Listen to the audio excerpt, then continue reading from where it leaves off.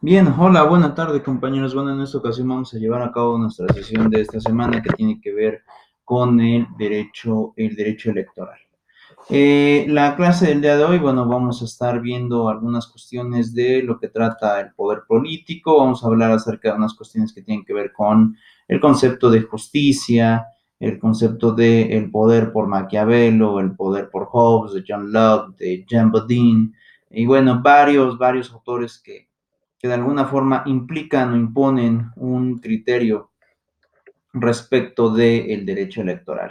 Bien, vamos a ver algunos videos en esta clase, lo cual me parece bastante fabuloso porque lo que vamos a tener es una retroalimentación de cómo es que implican o cómo es que se empiezan a generar estos discursos del poder político. Sobre todo lo vamos a aterrizar a la cuestión mexicana. México tiene de alguna manera o de alguna forma ciertos momentos de inflexión en donde pues principalmente han tenido varios buenos oradores, pero también algunos con muchísimo poder que han generado bastante caos y desestabilización al propio sistema nacional electoral, ¿no? Y para esto es muy importante ver la primera conceptualización de de Maquiavelo cuando habla acerca de cómo tiene que ser un gobernante. Y principalmente este tema lo que hace Maquiavelo es generar un ambiente de cómo es el ideal de alguien que debe de tener el poder, ¿no? Y prácticamente lo describe en el libro del Príncipe. Es una obra ya muy clásica que seguramente todos ustedes han leído, si no es que no lo han leído, bueno, no se preocupen, pueden leerlo, en realidad es un libro muy barato, cuesta como 20 pesos nuevo, es muy barato, pero bueno, infringe prácticamente esta laguna de cómo tienen que llegar a generarse ciertos gobernantes. Y entonces diremos lo siguiente, ¿no? En un primer supuesto y en un primer postulado, lo que tenemos es que Maquiavelo describe al príncipe como alguien, primero intachable, ¿no? Es alguien que debe de tener alto grado de moralidad, alto grado de preparación. Incluso cuando habla acerca de esto, Maquiavelo manifiesta que el gobernante debe de tener el primer pensamiento, el primer tipo de adoctrinamiento incluso. Um, Esto implica una base fundamental para poder clasificar el tipo de intelecto que tienen los individuos. Y Maquiavelo lo que hace es decir que hay tres tipos de intelecto y el primero de ellos prácticamente es el que debe de tener este príncipe, el que debe de tener un gobernante. Y dice, bueno, el primer intelecto es el que busca por sí el conocimiento, ¿no? Es decir, que no dependes de nadie, que literalmente vas a estar eh, con tu, con tu aprendizaje constante y eso implica que pues tú eres el único responsable de lo que logras absorber, aprender y obviamente también replicar, ¿no?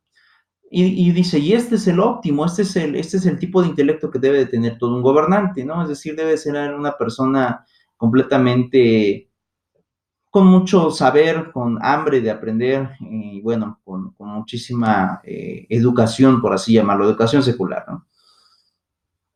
Después manifiesta, dice, pero hay otro tipo de intelecto, ¿no? Y el segundo intelecto, dice, es aquel que se logra a través de lo que los demás dicen, es decir, no lo produces tú de forma personal, pero sí aprendes de lo que los demás dicen. Y dice Maquiavelo, bueno, este es un tipo de aprendizaje, un tipo de intelecto que no es el óptimo, pero es viable también, así lo manifiesta. Entonces, muchas de las personas, y aquí tendríamos que ver y clasificar, es cómo es que llegas a aprender, cómo es que llegas a tener tu propio conocimiento. Entonces, a veces cuando tú tomas un libro, probablemente muchos dirán, no, es que resulta pesado tener la lectura y bueno, a lo mejor literalmente obtener dicha información desde tu fuente de información.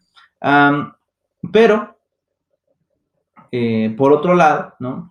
Tenemos que están otro tipo de personas, ¿no? Que que probablemente no aprendan por sí mismos porque dependen de lo que los demás dicen, o porque tal vez no son tan doctos, ¿no? A veces hay personas que no son tan doctas en el arte de poder estar aprendiendo y de alguna forma deciden el poder llevar su discurso a otra esfera, ¿no? Y es por eso que, bueno, dicen, bueno, yo no aprendo por mí mismo, pero trato de allegarme de los que saben, ¿no? Y esos que saben son mis fuentes de información y a través de ellos prácticamente es como yo voy a obtener ese conocimiento, lo cual vuelvo a repetir, no es lo óptimo, no es lo viable, pero pues de alguna forma Maquiavelo manifiesta que, bueno, es un tipo de intelecto promedio, ¿no? Es decir, la mayoría de la gente no logra producir su propio conocimiento, sino que trata de absorber de los demás, ¿no? Pero bueno, no es el óptimo. Y el último intelecto, dice, es el tercer intelecto y es precisamente el pésimo, aquel que no logra aprender ni por sí mismo, pero tampoco logra aprender por los demás. Es decir, está completamente nulo. Dice, este es el completo estado de ignorancia y es precisamente lo que no debe de tener un líder, ¿no? Un líder que vaya a gobernar, alguien que deba tener una república, no puede ser débil, porque el conocimiento también da poder. Y cuando tú te enfrentas a masas, también vas a confrontar pensamientos. Entonces eso implica una grande y constante guerra que vas a estar generando con tus allegados, ¿no? Al final de cuentas, tú debes de tomar decisiones, debes de tener criterios, debes de tomar partido en muchísimas, muchísimas cosas. Entonces dice Maquiavelo, ¿no? Entonces la preparación del príncipe, de este gobernante óptimo, del todopoderoso, debe de ser alguien con alto grado de sapiencia, alto grado de conocimiento, porque ese es prácticamente el simbolismo del imperio, el simbolismo de poder tener a alguien con fortaleza que gobierne a los pueblos y a las masas.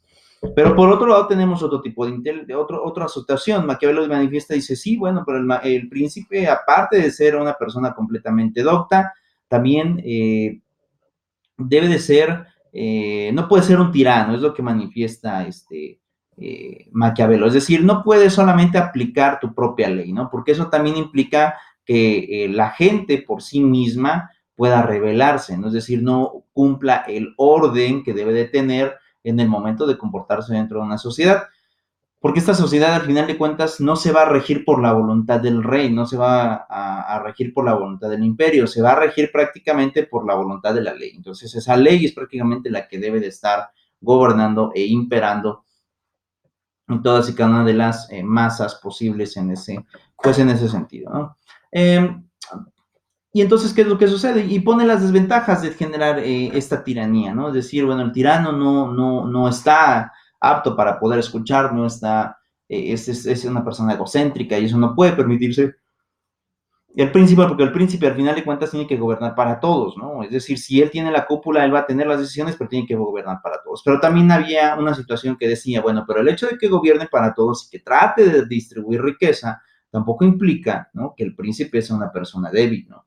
Y entonces ahí es cuando también manifiesta la idea Maquiavelo de que el personaje debe demostrar carácter, ¿no? Y a veces dice, en ciertas ocasiones, a veces es mejor que el príncipe sea temido a que sea amado, ¿no? Es decir, Maquiavelo sí vislumbra una idea de Estado de que cuando se es necesario se puede ocupar el uso de la fuerza para poder recuperar el orden que la sociedad pues completamente ha perdido, ¿no? Entonces, bueno, es la idea que manifiesta Maquiavelo, es la idea que de alguna forma trata de ponderar estos regímenes que generan la prioridad de tener a mayor escala y a mayor rendimiento todas y cada una de las situaciones que van a estar rigiendo el poder.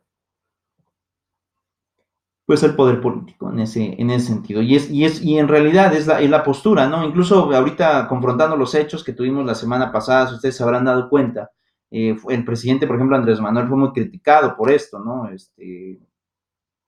Porque en los sucesos del día jueves, en donde, bueno, un narcotraficante X, pues desafía al Estado para por no ser capturado, bueno, al final el gobierno decide soltarlo, no logran concretar la detención. Mucha gente dice, bueno, es que eh, fue una mala decisión por parte gubernamental. Sin embargo, también la razón del gobierno es bastante certera. Es cuando dice, bueno, pues sí, pero pues yo no puedo poner en riesgo la vida de los ciudadanos, ¿no? Es decir, el Estado tiene con qué responder, ¿no? Pero tampoco puedo poner la vida de riesgo de los ciudadanos, es decir, evito la guerra. Pero también Maquiavelo aquí es en donde entra, ¿no? En esa teoría maquiavélica del gobernante, porque él dice, aquel que huye de la guerra, aquel que posterga la guerra, tendrá primero el desorden y después la guerra. Es decir, no va a poder evitar ese conflicto. Entonces, Maquiavelo es alguien muy duro y es por eso que Maquiavelo manifiesta la idea de que el gobernante, cuando sea necesario y cuando tenga que ocupar el poder, puede ocupar el uso de la fuerza y a veces es mejor que la gente le tema a que literalmente lo ame, ¿no? A pesar de que gobierne para ellos, en ocasiones este príncipe puede tener tintes imperialistas y sobre todo dictatoriales, ¿no? Para poder hacer cumplir la normativa sin que la sociedad se logre salir del carril, ¿no?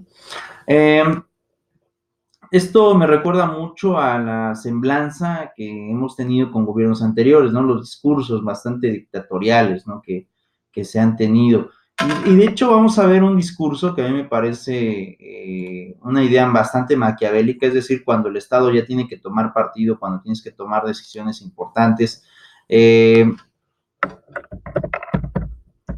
Y hay un discurso del presidente Díaz Ordaz cuando viene el conflicto del 68, eh,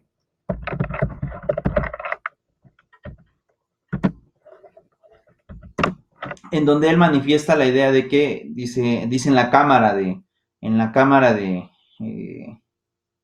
de, de la Ciudad de México, que en ese momento pues, era la Cámara Federal, manifiesta mucho la idea maquiavélica, ¿no? Es decir, pues sí, yo gobierno para todos, ¿no? Pero al final de cuentas el movimiento del 68 logra desestabilizar incluso a nivel mundial el gobierno y pone en duda la estabilidad de seguridad del gobierno. Entonces es cuando sale este presidente y literalmente dice, no, pues bueno, hemos sido tolerantes hasta excesos criticables, pero todo tiene un límite, ¿no? Y es precisamente la idea maquiavélica. Maquiavelo es precisamente lo que habla y dice, bueno, tú puedes tolerar al pueblo, puedes darle ciertas aperturas, pero cuando es necesario, cuando tienes que recuperar el orden, pues tienes que tener estos tintes completamente violentos, ¿no? Entonces, a mí me parece que este presidente recaba perfectamente la idea de Gustavo Díaz Ordaz y vamos a ver el discurso para poder comprenderlo. Guerreros, somos estudiantes. Estos somos unos estudiantes que el pueblo de México sepa que somos sus hijos, somos la juventud. Tú te ibas a esperar la respuesta de tu presidente, que al ver que estabas ahí, que eras joven, que eras estudiante, que eras idealista, te iba a dar una respuesta, te iba a dar una respuesta adecuada, porque tú no estabas pidiendo nada fuera de la razón, porque tú estabas luchando por algo en lo que creías y que te habían enseñado desde chico que era valioso. Tu bandera, tu patria, tu himno, tu todo. El CNH comprendió los costos de los excesos verbales y simbólicos de la noche anterior. De inmediato reiteró su disposición al diálogo. Aún así, los signos de endurecimiento aumentaron. El ejército apostó tanques en las afueras de la universidad y del Politécnico días antes del informe presidencial. Hemos sido tolerantes hasta excesos criticados, pero todo tiene un límite. No podemos permitir ya que se siga quebrantando irremisiblemente el orden jurídico como a los ojos de todo mundo ha venido sucediendo. Aunque debilitado, el 13 de septiembre el movimiento daría una nueva batalla cívica que permanecería hondamente en el recuerdo de muchos, la llamada Manifestación del Silencio. Cerca de 200,000 jóvenes marcharon con pañuelos en la boca. Luis González de Alba la describiría así: de aquellas decenas y después de cientos de miles, solo se oían los pasos.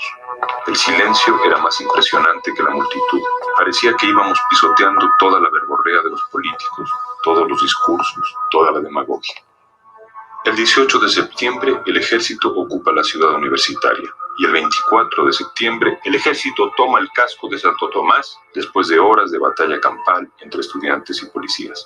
Algunos líderes son detenidos y enviados a la cárcel de Lecumberri. La capital del país vive un estado de sitio apenas disfrazado. El día 30 el ejército sale de la ciudad universitaria. El 2 de octubre, 3 líderes estudiantiles iniciaban las pláticas oficiales con representantes del gobierno en la casa de Barrosierra. El movimiento estudiantil declinaba de manera evidente. Mermados y golpeados, los dirigentes que quedaban libres convocaron a un mitin y la Plaza de las Tres Culturas en Tlatelolco.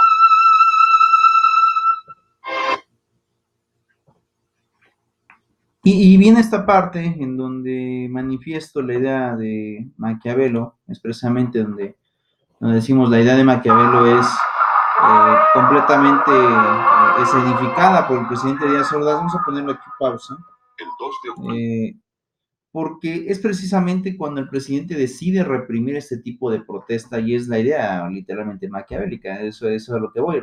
Él dice, pues el gobierno tiene que gobernar, pero cuando llega en esta situación a un límite, puedes ocupar el estado de la fuerza, ¿no? Y todos recordarán que el uso de la fuerza en el movimiento del 68 se da en un momento en donde hay un mitin, prácticamente es la cúspide del movimiento, cuando ya incluso se pone en duda ya prácticamente toda la elección y todos los Juegos Olímpicos del 68, y bueno, ahí es cuando decide actuar el presidente. Y bueno, vamos a ver esto un poco de semblanza para que se den cuenta cómo es que el poder político a veces llega a tener brutalidades, ¿no? Se reunieron entre 5 y 10,000 personas en la Plaza de las Tres Culturas, un lugar cerrado con apenas 2 accesos, una verdadera trampa natural. Queríamos que fuera un mitin muy rápido porque acabábamos de salir pues de la ocupación de las escuelas por el ejército, entonces era llegar y salir rápido.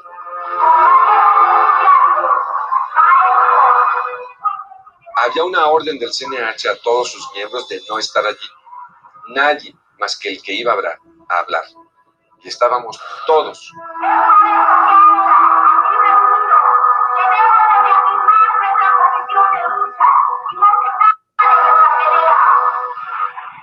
Desde la mañana los tanques se habían apostado en los alrededores de la plaza.